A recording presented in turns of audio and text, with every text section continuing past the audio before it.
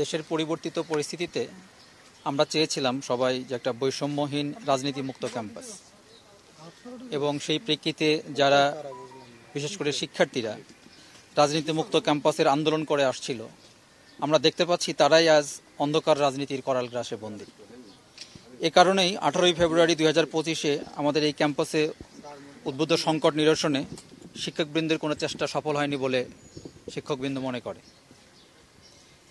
শিক্ষা উপদেষ্টা মহোদয় সহ তার প্রেরিত প্রতিনিধি দলও এক্ষেত্রে অসহায়ত্ব প্রকাশ করেছেন। ফলে সুষ্ঠু তদন্ত ছাড়া চাপের মুখে ভাইস চ্যান্সেলর ও প্রো ভাইস চ্যান্সেলরের অব্যাহতি সিদ্ধান্তে মূলত ন্যায় বিচারের পরাজয় হয়েছে। গৌরবান্বিত জুলাই গণঅভ্যুত্থানের দীর্ঘ 8 মাস পরেও যদি শিক্ষা প্রতিষ্ঠানে এহেন কার্যক্রম চলতে থাকে, তা শুধু বিশ্ববিদ্যালয় নয়, সমগ্র বাংলাদেশের রাষ্ট্রীয় শৃঙ্খলা ভেঙে ফেলতে পারে জানিয়ে শিক্ষক সমিতি উদ্বেগ প্রকাশ করছে। তবে অত্র বিশ্ববিদ্যালয়ের দ্রুত শিক্ষার সুষ্ঠু পরিবেশ ফিরিয়ে আনতে শিক্ষকবৃন্দ সবসময় সচেষ্ট থাকবে। প্রাণ সসের মাখামাখি টেস্ট নুডলসকে করে তোলে আরো ইয়ামি, আরো জোস।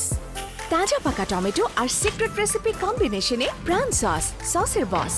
একাডেমিক কার্যক্রমে ঘোষণা না যাওয়ার ঘোষণার সাথে এখনকার এই বিবৃতির কোনো সম্পর্ক নেই।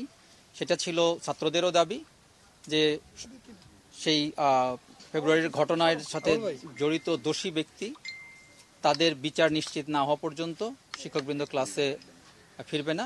এটা আমাদের পূর্বের অবস্থান, সেটা ওইভাবেই আছে।